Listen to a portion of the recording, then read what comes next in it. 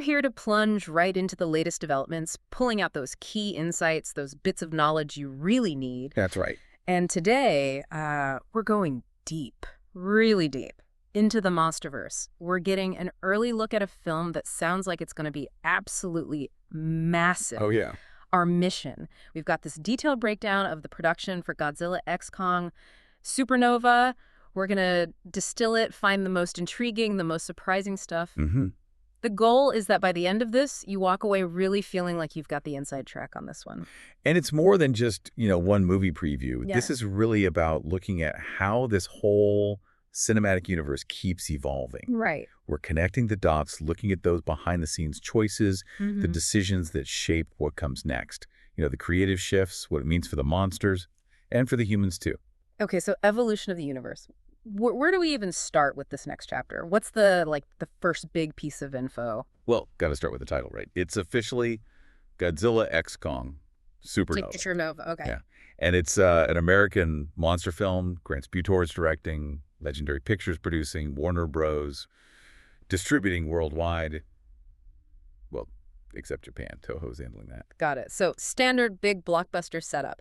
But how does it fit, within the MonsterVerse itself and the history of these monsters? Right. So if we zoom out a bit, Supernova is the direct sequel to Godzilla X Kong, The New Empire. The one from 2024? Exactly. The one that just came out relatively recently. So this makes it the sixth film in the MonsterVerse franchise. Sixth already. Wow. Yeah. And for the real diehards, it's also the 39th film in the whole Godzilla franchise. 39th. And the 14th in the King Kong franchise. So, it's got some serious history behind it. That really puts it in perspective. Okay, so for everyone listening, mark your calendars.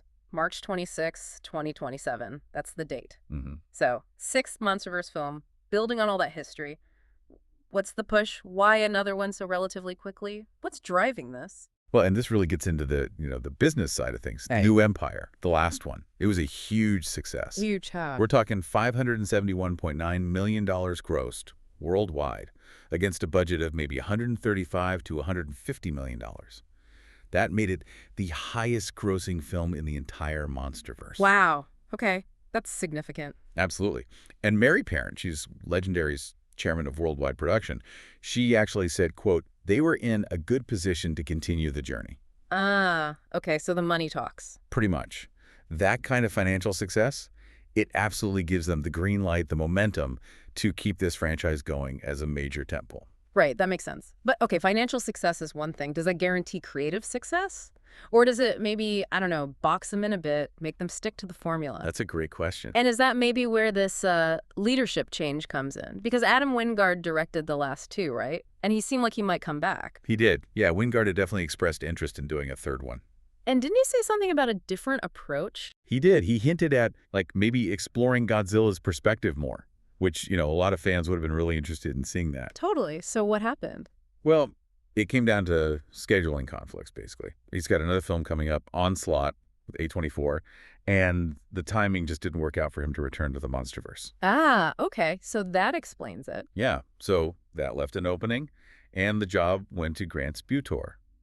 He directed I Am Mother. I Am Mother. Okay, the sci-fi thriller. Interesting choice. It is. Yeah. His background suggests maybe someone comfortable with more character-driven tension, which could be, a different approach for Supernova. That is a fascinating shift. Taking someone from that more intimate sci-fi space into this, giant monster playground. And who's actually writing the script? The writing team includes David Callahan. Now, he actually wrote early drafts for the 2014 Godzilla. Oh, interesting. So he's coming back to it. Yeah, exactly. And he's working alongside Michael Lloyd Green. So you've got someone with history in the franchise, Callahan, and maybe some fresh eyes with Green. Could be a good mix. And this all happened pretty fast, didn't it? The director change, the writer announcement. It really did. Legendary announced Callahan was writing in May 2024. Then, the very next week, news broke about Wingard leaving, and Butor was hired in June 2024. Wow. Bang, bang, bang. Yeah, it shows how fast these big studios can move to keep these massive productions on schedule. So speaking of schedule, when did they actually start filming? Principal photography kicked off in April 2025, down in Australia. Okay. Specifically at Village Roadshow Studios, Gold Coast, Queensland. And here's a really fresh piece of info for you. They just wrapped filming in Moab, Utah, That was August 1st, 2025. Moab. So they did some U.S. shooting, too. Yeah, under the working title Zeus. Apparently, that was their only U.S. location. Suggests maybe, mostly soundstage work, but still using some cool real-world spots for scale. Makes sense. Okay, beyond the director and writers, who else is shaping the look and feel of Supernova? The behind-the-scenes talent must be pretty key for a movie like this. Oh, absolutely crucial. And it's quite a lineup. You've got Dan Mindel as the cinematographer. Mindel, he did Star Trek, right. Lots of blockbusters. Exactly. Known for that dynamic, sometimes kind of gritty look. Then Henry Jackman is doing the music. Okay, good composer. Yeah, he can do epic, he can do intimate. Vital for a MonsterVerse score. Josh Schaefer is editing, Stefan Deschamps is production designer, and Kelly Port is heading up visual effects. So the VFX supervisor, a pretty important job on this one, I'd guess. You could say that, yeah. Yeah. I mean, these are the people literally building the worlds and bringing the Titans to life. Each one's a top talent. Bodes well for the Supernova aspect, Definitely. And the title itself, Godzilla x Kong, Supernova. That wasn't announced on set or anything, was it? How did that get out? No, that was a planned reveal. They released a teaser video online back on May 9th, 2025. Ah, the classic online teaser drop. Yep. Build the hype early. All right, let's shift gears a bit. Let's talk about something that always gets MonsterVerse fans talking. The human characters.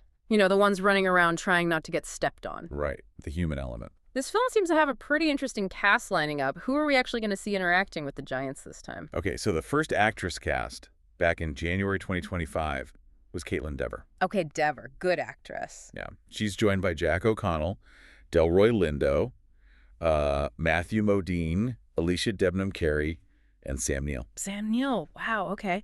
Any specifics on their roles? We know a couple. Delroy Lindo is apparently playing a monarch boss. Ooh, that's significant. Monarch is key. Definitely. And Matthew Modine is playing a general. But maybe the biggest news for fans of the last movie?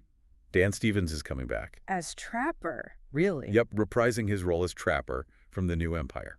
Which is, great for continuity. Fans seem to like him. Yeah, that's actually pretty cool. Okay, and speaking of the human characters, Delroy Lindo actually addressed the, let's say, discussion around them, didn't he? He did. And this is, I think, really interesting for listeners who follow this stuff closely. Lindo actually said that Supernova will feature a human element, right? But then he added this key part. He said, quote, criticism towards the human characters will be taken into account. Whoa. He actually said that. They're acknowledging the fan feedback directly. Seems like it. That's a pretty direct statement. What do you think that means? I mean, for a franchise about giant monsters, why is the human part so tricky, and what does it signal that they're, listening? Well, the implication is pretty fascinating, right? It suggests they might be aiming for, I don't know, a more integrated human story this time, maybe something more satisfying. Trying to find that better balance. Exactly. Trying to evolve how we experience these movies.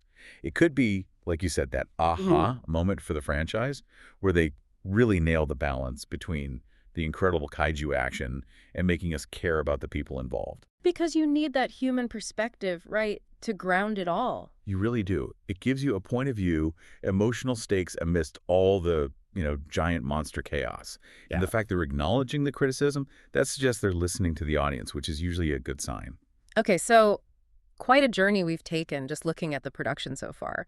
From it being a sequel to the biggest MonsterVerse hit to this really interesting director change with Grant Sputor, the cast shaping up, all that behind-the-scenes talent. And that potential evolution of the human story. Right. Based on actual fan feedback, it's a lot to chew on already. It really is. Yeah. And it leads to that big question, doesn't it? Given everything we've just talked about the cast, Sputor's background, this promise about the human element, how might Supernova actually change things? Change the balance, you mean? Yeah. Between the monster fights and the human drama? Exactly. Could it redefine that balance for the MonsterVerse? And thinking ahead, as we wait for March 2027, what other little nuggets of knowledge, what insights should you be looking out for? Especially with a director like Sputor bringing maybe a different sensibility to it all. Makes you wonder, right?